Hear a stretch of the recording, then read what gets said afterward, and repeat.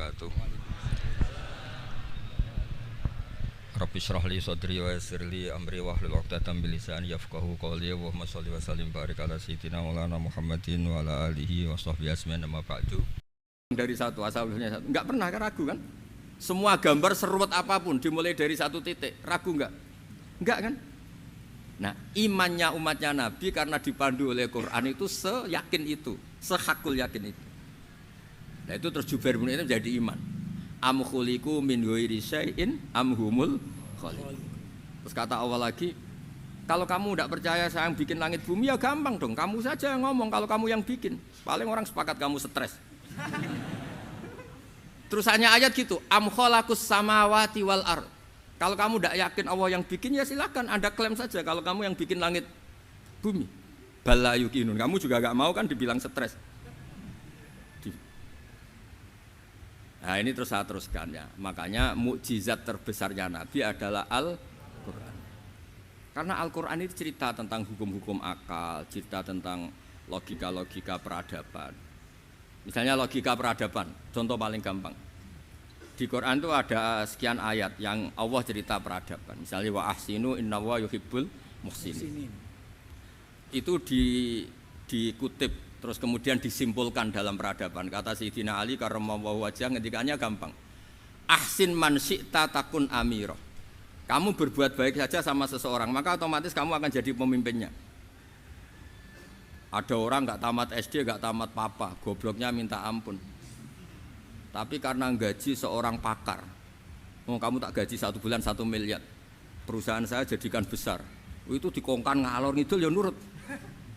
Hanya karena dia ihsan. Terus wastaghni amman syi'ta takun nadhira. Saya ulang lagi. Wastaghni amman syi'ta takun nadhira. Dan kamu jangan butuh orang lain, siapapun dia, maka kamu akan setara. Misalnya ada menteri orang antri mau salim, tapi kamu tidak butuhkan, tenang saja. Tapi kalau kamu butuh, habis kamu. Ya kan, kamu tidak butuh seseorang, maka kamu posisinya akan setara. Kamu harus sopan karena punya utang jasa. Kalau nggak punya apa-apa kan setara. Ya enggak?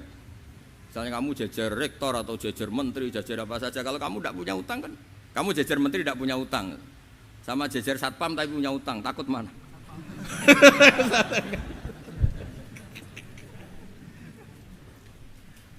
Kalau butuh itu mesti kalah kan? Ada pejabat misalnya nggak begitu cantik sama perempuan cantik yang kamu butuh ingin dicintai, takut mana? Padahal nggak jelas orang ini pangkatnya apa. Jadi dalam hukum sosial itu kata Sayyidina Ali wastaghni amman syi'ta takun nadhira. Kamu jangan butuh seseorang maka kamu akan setara.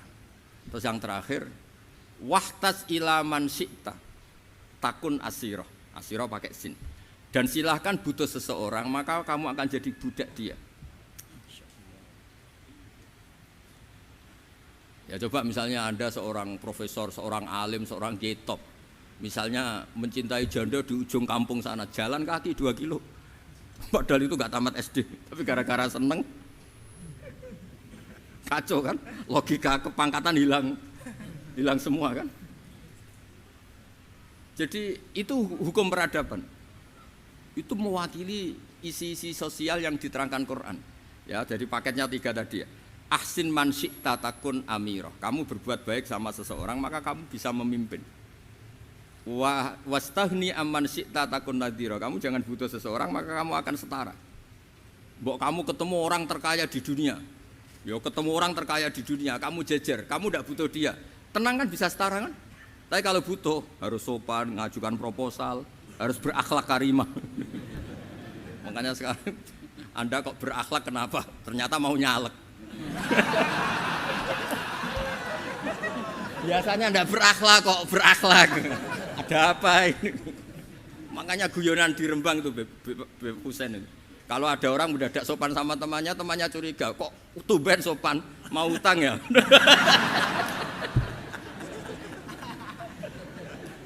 Zaman akhir itu kacau.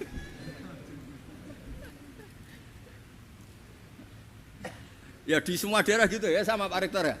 Kalau ada teman biasanya nggak sopan kok sopan, itu temannya curiga. Ini Pak Rektor UI ikut kaji. Kok tumben sopan, ada apa ya? Karena di mana-mana orang butuh itu pasti beretika. Kamu punya teman paling berdua, kalau mau utang berakhlak gak? Atau misalnya kamu punya adik cantik terus punya teman berdua, kalau cinta adik kamu berakhlak gak? Biasanya nggak sama sekali nggak berakhlak. Gara-gara butuh menjadi berakhlak. Ya jadi hukum sosial itu ya kuncinya 3 tadi. Ahsin man syi'ta takun amira. Wastaghni amman syi'ta takun nazira. Terus wahtas ila man syi'ta takun asira. Kalau kamu butuh seseorang pasti kamu dibikin hina. Asir itu tawanan. Nah, Quran itu bicara sosial itu lengkap. Dan itu yang nunggui kita. Kita punya tetangga yang kurang baik, ya seneng. Punya tetangga baik, ya seneng. Kata Imam Syafi'i, saya berkali-kali cerita. Kok seneng semua Imam Syafi'i? Ya bagus lah, kalau yang seneng saya enak lah. Dijak jagongan, dijak ngopi enak. Yang gak seneng saya, gak ngarah utang. Uang itu nak, kamu punya tetangga gak seneng kamu. Aman kan? Aman. Gak akan pinjem uang kan, pinjem mobil. Uang gak seneng kok. Makanya Imam Syafi'i itu kalau ngedikan luar Syafi'i, diceritain orang, ya Aba Abdillah bagiannya, ya Aba Abdillah orang itu gak seneng kau, bagus lah. Loh kenapa bagus? Waman asa'a ilaika faqad atlaqaka. Orang yang gak seneng kamu maka membebaskan kamu. Gak akan pinjam uang, pinjam mobil, gak akan ganggu waktu kamu, kan gak seneng. Justru yang seneng-senengi masalah pinjam terus. Imam Syafi'i itu orang yang anggap dunia itu selesai. Ada yang cerita, ya Aba Abdillah, orang yang tadi cium tangan engkau, yang hormat engkau, di luar maki-maki engkau, ngerasain engkau, ngata-ngatain engkau. Ya bagus lah. Kok bagus gimana? Berarti saya wibawa, depan saya tidak berani. Berarti saya wibawa, di depan saya tidak berani. Berarti itu makomnya sudah kulillah sumadarhum fi khawdihim yal'abun. Sudah dunia itu selesai, sudah agak penting semua. Nah itu kalau kamu anak-anak beki ahli Quran sudah ayatnya kulillah sumadarhum fi khawdihim yal'abun. Sudah lihat Allah saja agak penting, makhluk-makhluk itu dah makhluk semua agak penting, sepenting Allah. Nah kita ini ditunggoni mukjizat seperti itu. Bayangkan misalnya kita ditunggoni tongkatnya Nabi Musa. Saya ngajar di sini terus ini tongkat. Terus nanti yang tanya, Gus itu kayu apa Gus? Nanti yang kolektor tanya itu harganya berapa Gus? Ruwet apa? Terus yang ahli suudon itu asli enggak Gus? Wah. Yang ahli suudon kan mesti tanyanya gitu, itu asli enggak Gus? Repot-repot pokoknya. Tapi kalau Quran kan jelas, kenapa? Jelas. Ya terus saya teruskan. Fala yamurru terus al-murad anna mu'jizatil anbiya in qaradat binqidari aqsaim wa mu'jizatul Quran mustamirratun ila yaumil qiyamah. Wa kharquhu lil adat fi uslubihi wa balaghatihi wa ikhbarihi bil mawhibat. Terus kata ini yang ngarang Fathul Bari sarahnya Imam Bukhari. Fala yamurru asrun minal aqsar illa wa yadharu fihi shay'un mimma akhbaru bi annahu sayakun yadullu ala sihhati da'wahu. Wa hadza aqwal muhtamilat.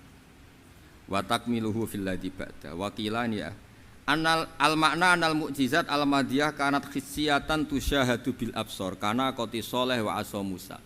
Mukjizatnya nabi-nabi dulu itu hanya penyembuh, hanya pelengkap, hanya nuruti keinginan mata. Seperti dahsyatnya apa? Laut Merah diseblak apa dipukul sama tongkatnya Nabi siapa? Itu semuanya itu hanya memanjakan mata. Urusan mata. Terus wow itu. Tapi kalau mukjizatnya Nabi Muhammad itu berdasar akal. Maksudnya berdasar akal nih dengerin ya. Dengerin betul. Ketika Laut Merah terus tersibak kan wow itu keren kan? Terus kita bilang menyimpulkan, wah kita tidak akan mampu. Itu bodoh sekali kesimpulan kita tidak akan mampu. Meskipun bikin nyamuk Anda juga tidak mampu. Loh untuk memutuskan tidak mampu saja kok sampai pertunjukan seperti itu tuh laopo, cek goblok gitu. Nah kalau kita karena umat yang pinter untuk memaksa kita nggak mampu, Allah bilang innallaha la yastahi ayadriba mathalam ma ba'ud. Kita melihat nyamuk langsung berkesimpulan tidak mampu. Saya berkali-kali cerita, nyamuk itu sudah kecil, masih punya urat, uratnya kayak apa? Masih punya kuman, kumannya seberapa? Ya enggak?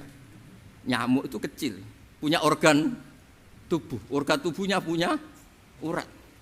Itu kalau kamu pinter, antara tongkatnya Nabi Musa menyibak Laut Merah sama nyamuk itu sama-sama berkesimpulan melahirkan satu faham bahwa kita tidak mampu. Loh, untuk memaksa tidak mampu saja kok pertunjukan ada onta keluar dari batu, Nakotu Soleh, ada tongkat yang bisa mengeringkan Laut Merah. Cik goblok ya. Lah kita alhamdulillah tidak jenis goblok yang seperti ini. Untuk ikrar bahwa Allah itu hebat ala kulli syai'in, cukup lihat nyamuk, kagum kan? Sudah tidak usah bikin hidup. Saya berkali-kali mencontohkan. Para pemahat tak suruh bikin patung gajah itu mampu. Tak suruh bikin patung nyamuk kalau bisa. Nyari materi dari apa coba? Gampang mana bikin patung gajah sampai patung nyamuk? Gajah, makanya Allah bikinnya contoh itu untuk ijaz itu pakai nyamuk bukan pakai. Itu kalau ustadz-ustadz yang agak jorok malah contohnya nyamuk Gus. Itu kecil. Itu kayak apa? Di dalamnya dia hamil. Itu anaknya kecil lagi, telurnya kecil lagi, itu gimana itu cara bikin itu? Makanya di sini ada kitab Itqon, itu komentarnya itu lucu. Ini kitab Al-Itqon karangannya Imam Suyuti. Ini persis komentar saya tadi yang kata Imam Suyuti, pengarang kitab Itqon. Wahya imma khissiyah wa imma akliyah. Jadi mukjizat itu ada yang fisik, bisa dilihat indra, panca indra, bisa dilihat akal. Wa aktsaru mu'jizati Bani Israil kanat khissiyah li baladatihim. Bilada itu goblok, wakil lati basoirihim. Dasar wong goblok. Mukjizat kok ngenteni sing wow.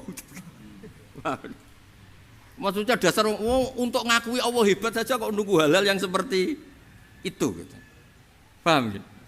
Mergo likil latin apa aklihim wa aksaru mu'jizati hadil ummah akliyatun li farati dzakaihim wa kamali afwahihim. Dan mukjizatnya umat ini semuanya berdasar akal karena sudah cerdas. Jadi andaikan kita melihat tongkatnya Nabi Musa menyibak Laut Merah dengan melihat nyamuk, kesimpulan kita sama-sama wow, sama-sama keren, sama-sama memastikan kita tidak mampu. Makanya terus Quran menerangkan kita wa ma min dabatin fil ardi wala ta'iri yatiru bi janahihi illa umamun amsalukum. Jadi keseharian kita lihat burung kok terbang. Itu sudah ayatun min ayatillah. Paham nggih? Dados niki kudu bangga ditunggoni napa Quran, nggih ditunggoni napa Quran. Wa mu'jizatul Quran tusyahadu bil basirah fayakunu mayatabi'u li ajlihi aksar. Terus li annal ladzi yusyahadu bi ainir ra'si yang qaridu bin qiradi musyahidi. Sesuatu yang tampilan dahsyatnya itu disaksikan mata, maka itu bisa habis. Era tongkat Nabi Musa seperti itu habis enggak? Bisa mengeringkan Laut Merah, habis kan? Tapi era mukjizatnya Quran ila yaumil qiyamah. Ya contoh sosial, saya kembali lagi ke sosial. Kamu punya teman awet atau punya istri awet, itu konsepnya ya wal kadhiminal ghaidh, agak gampang tersinggung. Coba kalau kamu setiap tersinggung putus, setiap tersinggung habis, kamu tidak punya teman, tidak punya istri. Sampai kita awet seperti ini, kalau kecewa ya wal kadhiminal ghaidh, ngempet. Termasuk saya ini, biasanya ngaji khusus terus baca gini ya kecewa. Tapi barokahnya diwarai Quran wal kadhiminal ghaidh, ngempet Gus, ngempet. Terus kecewa sama teman, kenapa tidak putus? Karena wal afina aninna, sudah kalau kecewa maafkan.